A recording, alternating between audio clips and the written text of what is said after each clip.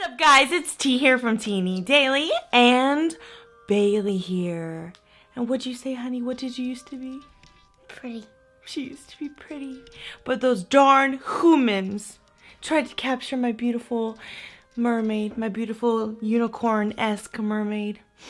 Anyway, you guys, I hope you enjoyed the intro, and you know, we work with what we got. We filmed this at night, so it wasn't like I could go put her in the lake or anything, so the bathtub we had to work with. Alrighty, guys, so I hope you enjoy this video. So let's get going to show you how to achieve this unicorn mermaid tragic gouging eyeball look. Alrighty, guys, so first what we're going to go ahead and do is cover up one of her eyeballs, because we want her to seem like she has lost an eye in this mermaid war. So what I have done is gotten some toilet paper, and I'm actually going to just rip it, because we want to give it kind of an imperfect, perfect shape, if that makes sense. So you just want to go ahead and rip it in a circular kind of shape, a little elongated, just like that, and then just rip the edges so they're not so perfect, just like that. Okay, and I have several layers here because we want it to be pretty thick. I have about 4 layers here of toilet paper, so we're going to put on each layer of toilet paper with liquid latex. We're going to be using Monster liquid latex here, and we're going to be applying it with a Real Technique sponge. This is one of my older ones that I don't need anymore, and I didn't have any disposable sponges on hand since we decided to do since we decided to do this tutorial on a whim. I did not have any of my normal disposable sponges, so I'm using this. Otherwise, you should really try to use a sponge that you don't care about, because it will not be kind to your sponge, the liquid latex. We're going to just go ahead and put a little bit of latex there so it can stick. Be very careful not to touch yours or your clients, whoever you're doing this. Be very careful not to touch their eyebrow. If you want to put a protective layer of glue on the eyebrow so that you don't get any latex on it, just in case, if you feel like you're not careful, then please do that, because liquid latex on the hair is no fun. Okay?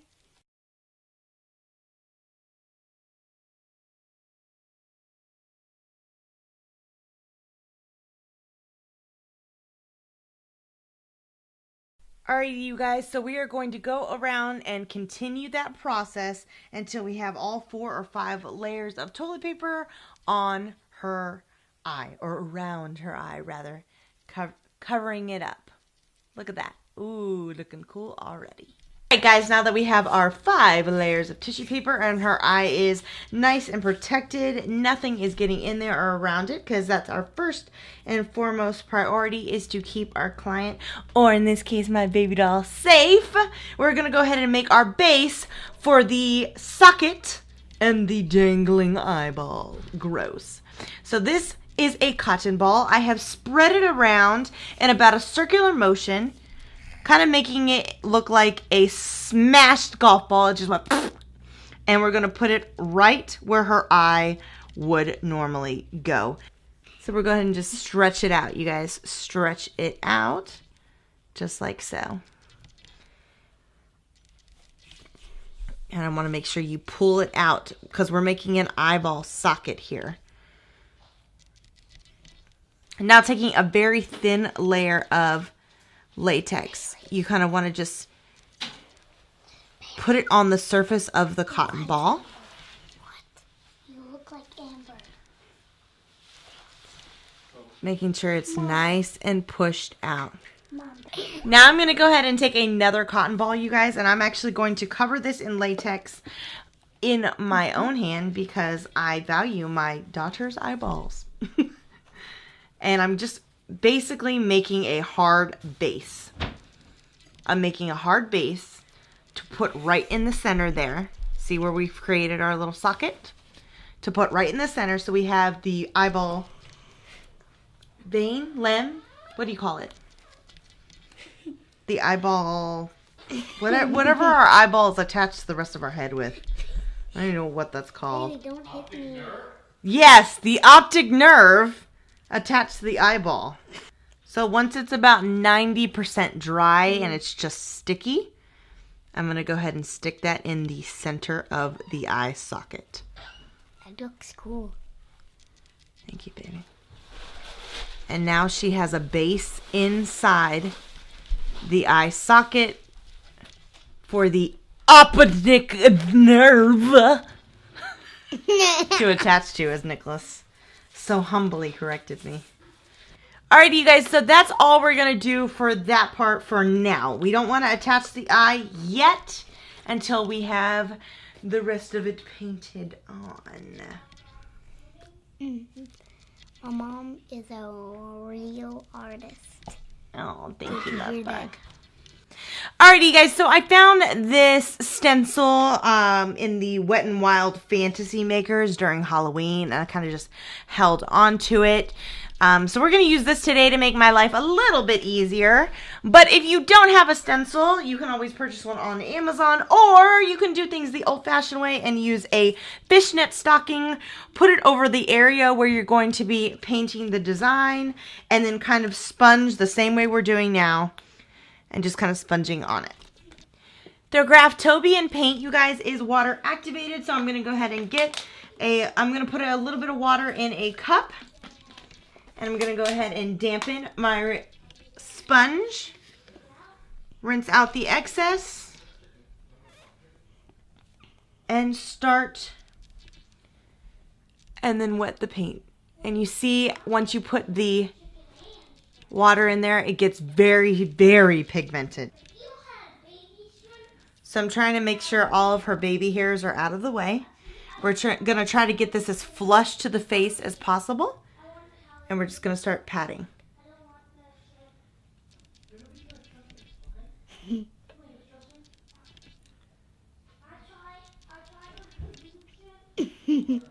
Don't be too worried if you get it around the edges or about the straight edge.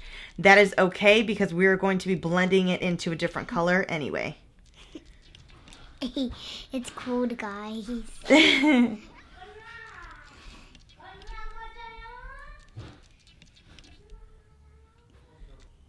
Now we're going to go ahead and take the stencil off. And voila, you guys. Look at that. Let's get a zoom in on that. Look at that, you guys. A beautiful mermaid stencil. I'm actually really surprised. This was my first time using it, so I'm actually very pleasantly surprised that it did indeed work. Really make sure you blend out all of the edges, you guys, that stencil created, because we really don't want any harsh edges. We really just want it to look like she has some kind of netting from where she got caught in the netting. From those mean old humans trying to capture my babe. My babe. Make sure you get in the ear as well and around the ear. Because she is a purple mermaid after all, yeah? Mm-hmm. Head up. We're also going to bring the body paint downward. I'm also wearing my Marion Moreau shirt. And now, you guys, we're going to go in with my Wolf Face Art and FX paint, and we're going to use this teal color right here. Because she's going to be kind of like a unicorn, colorful mermaid thing. And these are water-activated paints as well. So I'm going to go ahead and, again, dampen my sponge. You got it. Add the water to the teal. And then start to paint her face. And now we're going to do this in the middle here.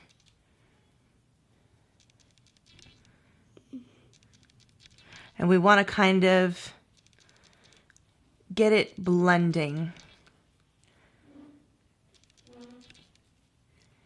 It's a very colorful mermaid. Some of the blue over here as well. Just kind of pat it around. Because she's a unicorn kind of type mermaid. Because why not?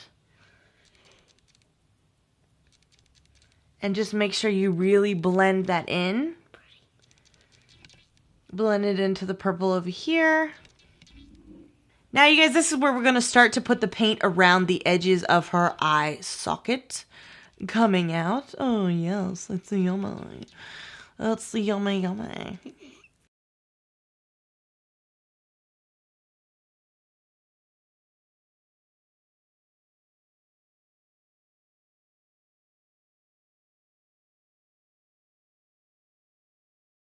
Now you have a little bit of blue mixed in with that purple, as you can see.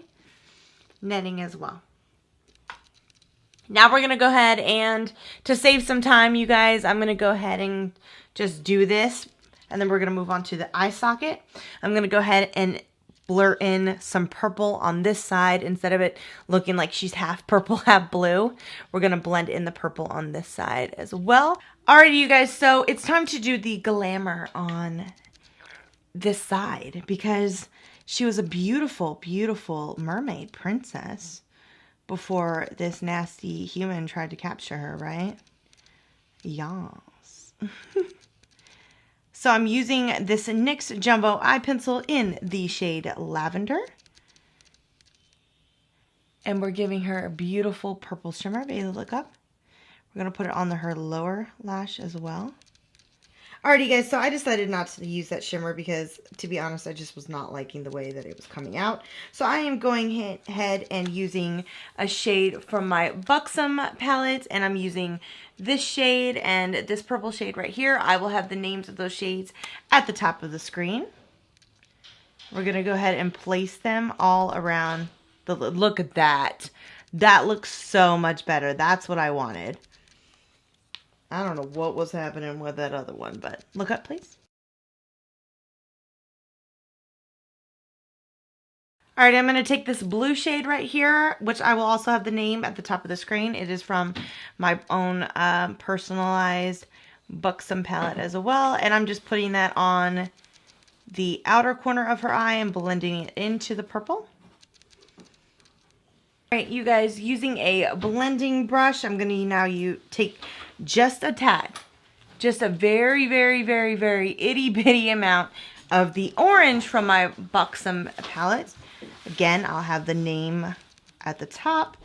And I'm just kind of using that as a transition shade. Using this NYX white liner, I'm going to create a new eyebrow.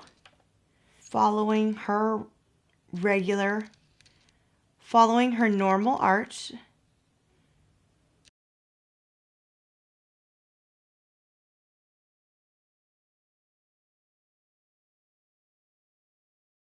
Taking the NYX gel liner in jet black and my e.l.f. eyeliner brush, I'm going to go ahead and quickly give her a wing.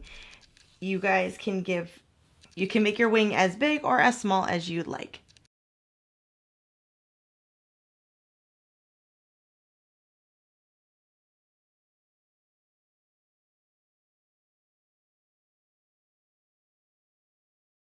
Alrighty, you guys, so we are back to the cotton balls. I'm going to go ahead and stretch them out, kind of elongating them. And I'm going to secure it with liquid latex and kind of mush it around in my hand until it is a nice, disgusting stringiness of stringy goodness. Alright, you guys, once I'm happy with it and I feel like it's nice and optic nervy-ish, I'm going to go ahead and attach it by putting a little bit of liquid latex at one end. Kind of just dipping it in there. And then attaching it to her base. Kind of twisting it to give it more dimension. And now we're going to take one nice cotton ball. We're going to kind of spread it out just a little bit. We want it to keep its eyeball-y shape. And we're going to liquid latex it to the bottom of her eye. And we're just going to liquid latex it like that. You like it? Are you going to put black on there? And I'm just going to really twist it, you guys, so it's nice and skinny. So it gives it a nice gross effect. Just like so, you guys. All right, let's get started with painting in some browns and the blood. All right, you guys, going back in with my Wolf FX paint, I'm going to take the brown from that palette. And of course, again, I'm going to go ahead and dip my brush in the water because it is a water activated paint. And I'm going to go ahead and get some on my brush and we're going to start dabbing it around in the socket. We really want the socket to be brown, gory, all that good stuff. This is also where we're also going to put some brown in those spots where we made those little wounds on her face, because that just lets me know that's where I have to put the blood. I'm going to put some right here. Alright, so now we're going to add a teensy tiny bit of black, you guys, and I mean a teensy tiny bit of black in the inside of the socket to give it a little bit more dimension. We're also going to pat the black, put a little bit there, put a little bit where the wounds are, and then pat it with our finger.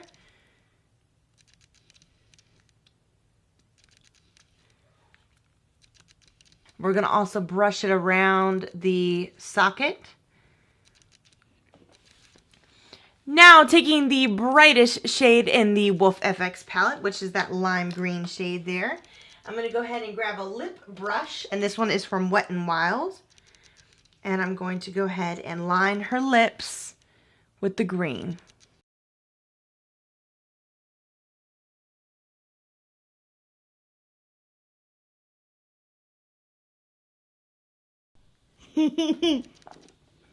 Alrighty, you guys, now it is time for everybody's favorite part. Blood! Blood! Now, we have two types of blood here. We have, I can't believe it's not blood! And this is kind of the more liquidy, kind of, I just cut myself open, or I just got cut kind of blood. And then we have Graftopian blood paste, and this is to kind of create the thicker wounds that have been sitting for a while. So we're going to go ahead and start with the Graftopian paste. And I'm going to go ahead and grab a very thin brush. This one is from Wet n Wild. It's kind of the same one we've been working with. I'm going to go ahead and put the blood inside the socket. The blood paste. This is the blood paste, you guys, not the liquid blood. We're going to go ahead and put some around here on the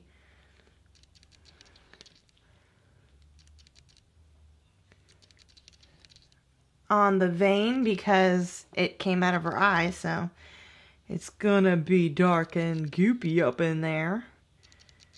And we're just gonna really make that nice and saturated and gross. I mean wonderful.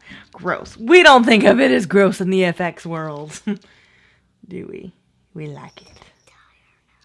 Huh? Did I die or no? No. You just got wounded. And the eyeball fell out? Making sure I'm getting the vein really nice. Thick and real. Go ahead and really, where the eyeball meets the vein, we want that to be really thick. I'm actually going to go ahead and pick this up on the end of my tweezers, you guys, because I want a more detailed application. And I'm going to go ahead and put it right where we made those wound spots.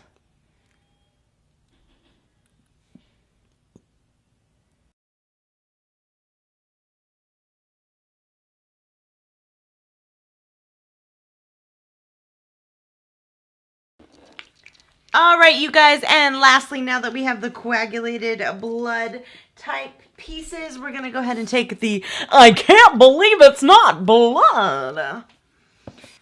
Alrighty, you guys. So to kind of give it a realistic drippage, I'm going to take a little bit on a brush. Take off the excess. I'm going to place it where we want the blood to drip from. And I'm going to kind of roll it. I'm going to roll it just like that. And you see it will naturally drip.